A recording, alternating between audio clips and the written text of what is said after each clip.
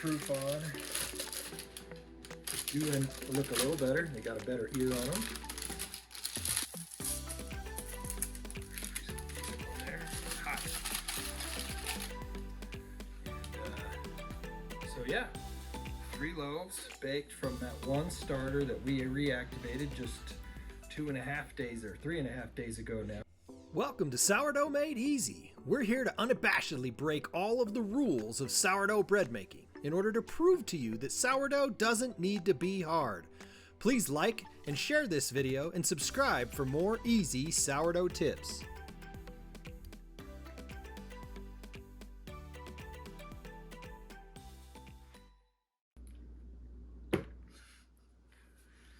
Hello, welcome back to Sourdough Made Easy. Today we've got a fun one for you.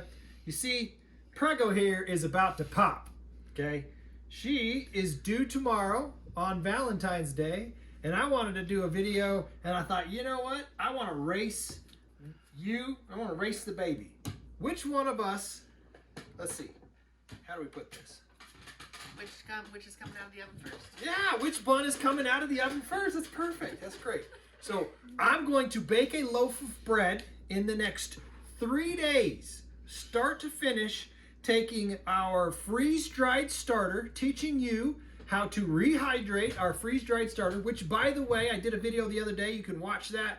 You'll see a little clip of it over my shoulder here, where we rehydrated this starter against a dehydrated starter, and the rehydrated freeze-dried starter was hands down way faster than a dehydrated starter. So we're shifting everything. We actually give away currently freeze-dried or regular dehydrated starter on our website, sourdoughmadeeasy.com. You can pick some up there, but now we're going to start giving away the freeze-dried starter since it rehydrates so much faster. So the point of this video is to take you through the process of rehydrating your freeze-dried starter and baking a loaf in your first 3 days. And my goal, which I hope to fail for her sake, is that I take my bread out of the oven before this bun comes out of the oven. So at the end of this video, you're either gonna see, you're gonna see either just a loaf of bread, mine, or you're gonna see a loaf of bread and a beautiful baby. So make sure to stick around to the end of this video, okay? So the process that we're gonna do, we're gonna take the freeze-dried starter, we're gonna put a tablespoon of freeze-dried starter in your jar, okay? And this is what you're gonna follow when you get your free freeze-dried starter from us at sourdoughmadeeasy.com. 1 tablespoon of freeze-dried starter in the jar to a tablespoon and a half of water. Then you're gonna mix it up with a knife so it gets nice and rehydrated, reincorporated.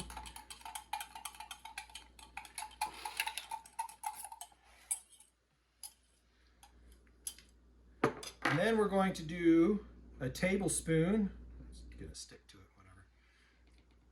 A tablespoon of all-purpose flour. And you're gonna mix that up. And like I did in the last video, I'm gonna go ahead and set up a time-lapse camera so you can watch exactly how long it takes for this freeze-dried starter to reincorporate. If it works like it did last time, which was literally just a few days ago, then we're talking within 36 hours. So less than 2 days, we're going to have an active bubble starting up in this starter. And then we're gonna give it a good feeding so that I can start the dough on the end of the second night. So less than 48 hours from now, I will be making dough with this, and we'll go through a long ferment and bake on the next day. And in less than 3 days, we're gonna have a loaf of bread And a baby. and a baby, yes, please, out of this freeze-dried starter. So we'll see you tomorrow, either with a baby and a little bit of starter that we're gonna be feeding, or just some starter. We'll see how this works out.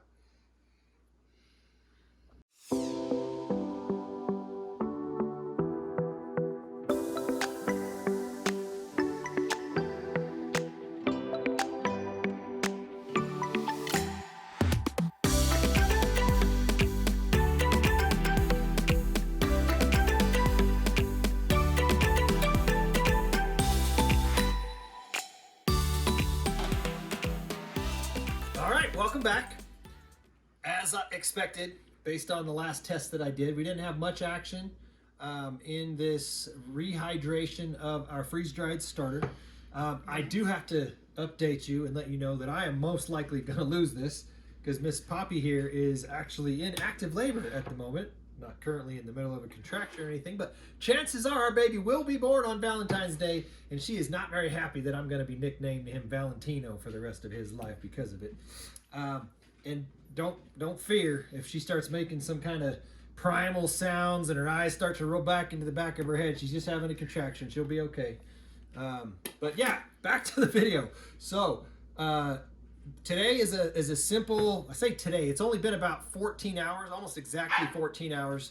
And so this is the current feeding schedule that we're going based off of how well this worked last time. But 14 hours after you have started rehydration of your freeze-dried starter, we're going to do another feeding of 2 teaspoons of water.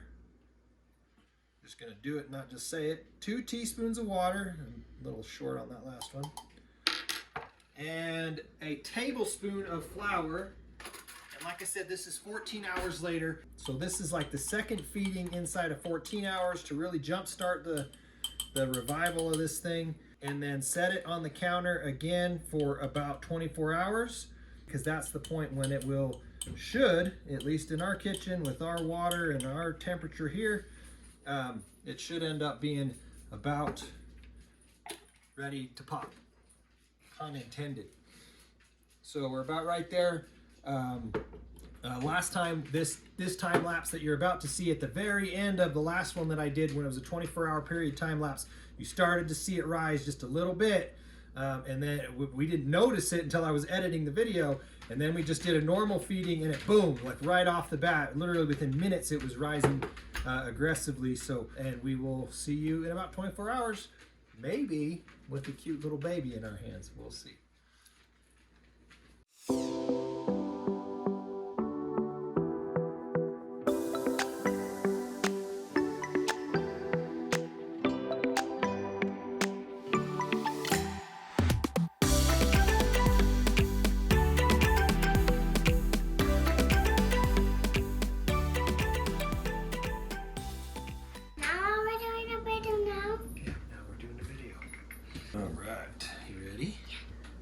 All right, the race is on. The midwife is here, the doula is here, getting ready for the home birth. I think I'm gonna lose this race, but my freeze-dried starter has officially reactivated. You'll see, you saw in the it just went through that it started to rise a little. You saw some bubbles popping up.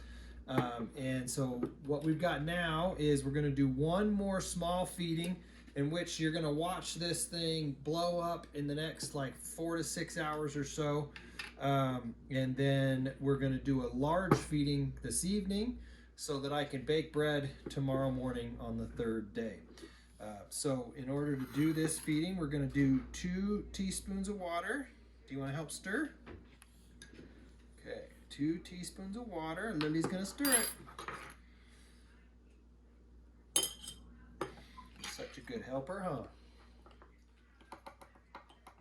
And another tablespoon of all-purpose flour. Stir it up good, a little bit more. Something to think about, if you're on city water or county water, municipal water, whatever, you may have some too much chlorine or whatever in your water, so we've got a whole house filter on our house, so you might want to use some distilled water or filtered water or spring water from the store or something to reactivate it because it can slow down the process. Also, I have learned is some feedback from one of our members that elevation matters. So if you're at a lower elevation, it will reactivate slower. And so you may need to do more small feedings than we're going to do here at our high elevation here. All done with that. Just try to make sure to look out for those couple of things. And if you need to do another, when I do this with feeding a little bit later tonight, I'm going to do kind of a bigger feeding, so I've got plenty of starter to start my bread with tomorrow. That's where we're at now. Gonna throw it back on the time lapse. You're gonna watch this. You'll just watch it just take off in the next 4 to 6 hours. What, sweetie? How about in the movie? You're gonna go watch a movie? Okay, go watch a movie. So you'll watch this take off tonight, and then a little bit later tonight, while baby maybe is gonna be here, we will feed it again, so that tomorrow we've got a full active starter to bake some bread with. So we'll go to that point.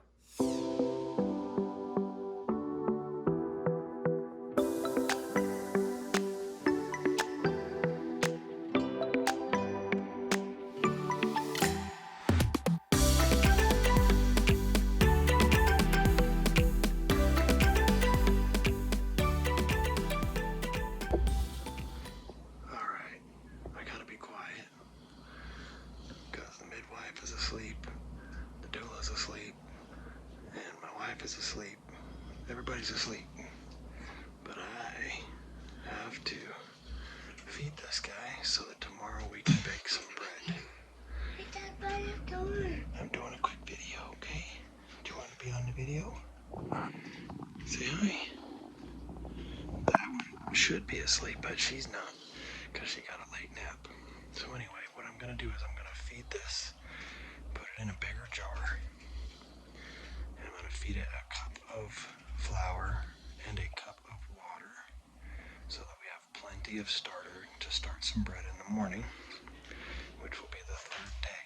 Okay, so this is the end now of the second day.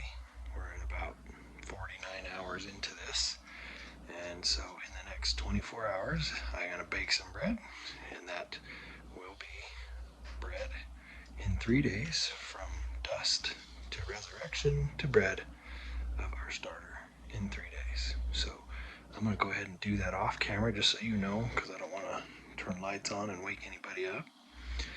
Still waiting on the baby. Baby's not here yet.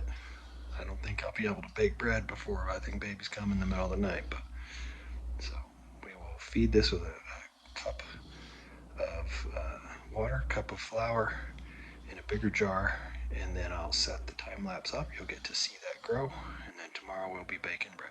So we'll see you tomorrow.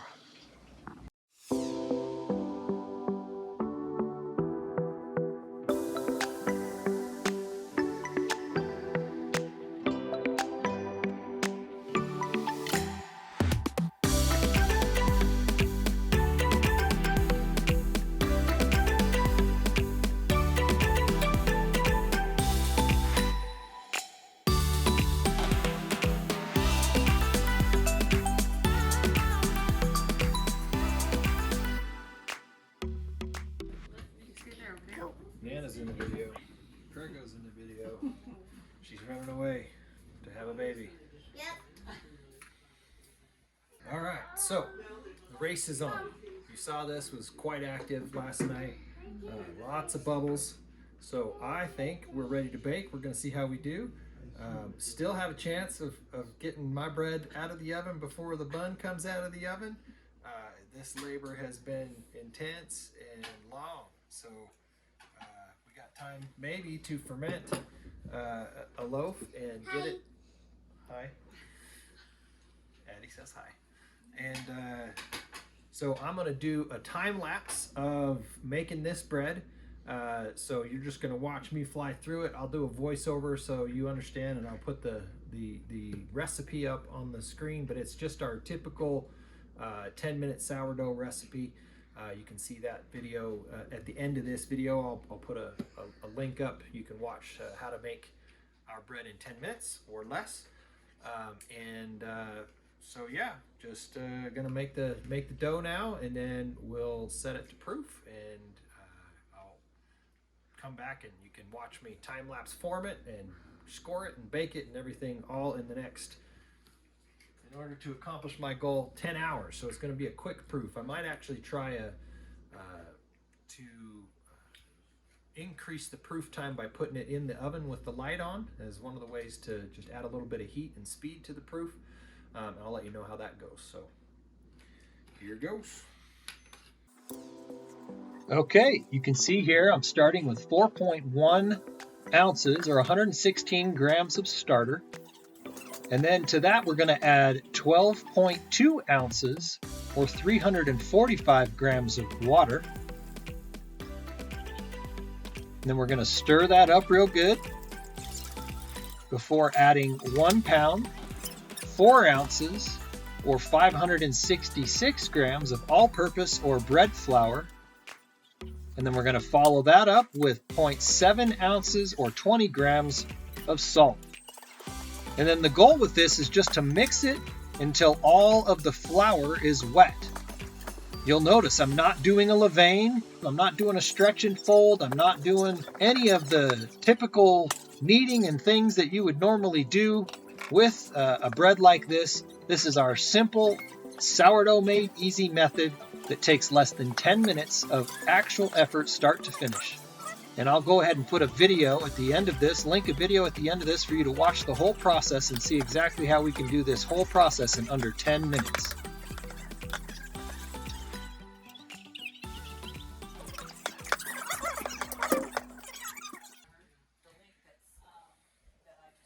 All right, so the dough's done, well incorporated. We're gonna let it proof until about 10 p.m.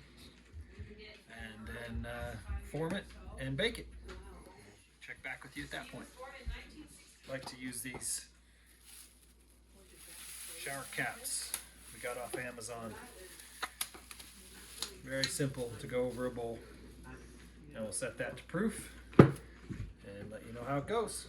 All right, so this has been quite an adventure. It has not gone near as well as I had planned in my head, trying to fit baking bread into the whole labor process.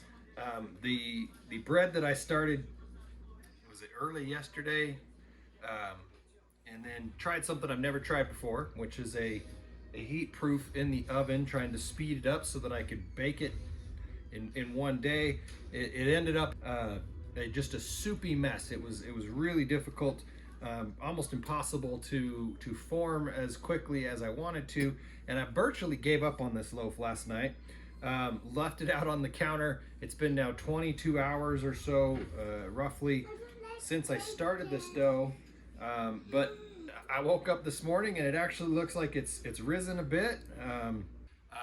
Over the years, it's been one of those things where if you don't know how the bread's going to turn out, just bake it and find out. So we're going to form this loaf. Last night, I formed 2 other loaves about 1 a.m. before realizing how late it was. We lost track of time with the birth and everything. Baby is still not quite here yet, even though her water broke yesterday. Things haven't progressed as we hoped. And so I formed these and did something again that I don't normally do, which is a cold retard. Formed them and then put them in the fridge. So these are coming back up to room temperature. 2 that came from that same starter that we've revived. This is the one that I started on camera, and we're gonna try and form it, see how it goes, and then bake all 3 of these in about an hour and a half after these have come back up to temperature. So I'm gonna just go ahead and do a time lapse again, get this formed, and then in about an hour and a half we'll get them in the oven and see how they turn out.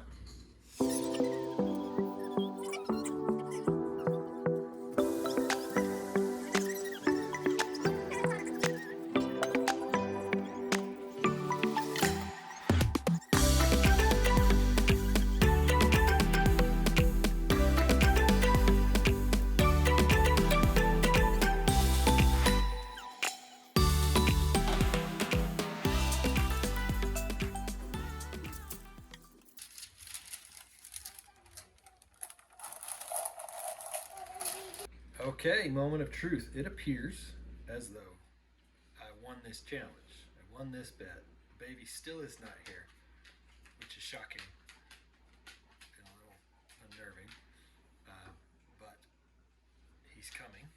And so I'm going to pull the bread out of the oven. I actually baked the 3 loaves.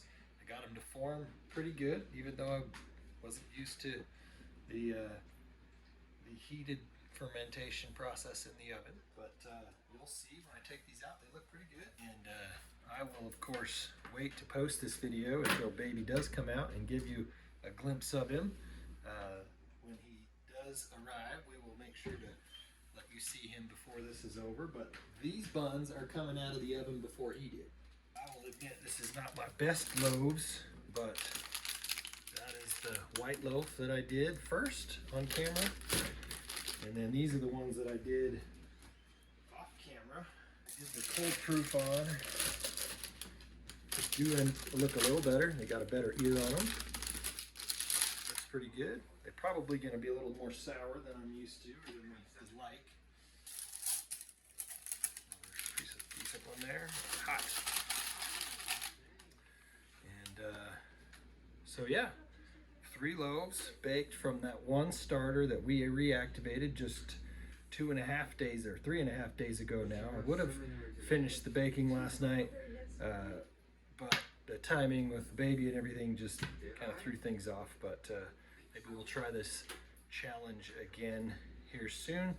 But this is proof positive that you can revive your starter and bake bread in just 3 days. So I will check back in with you when baby arrives and give you the update and let you know how the bread tastes after it's cooled off a little bit. All right, the much anticipated moment is here. I give you David Isaiah Roundy after a very long and somewhat scary labor. He has arrived, and that wraps up this video. We got our little fox tail here.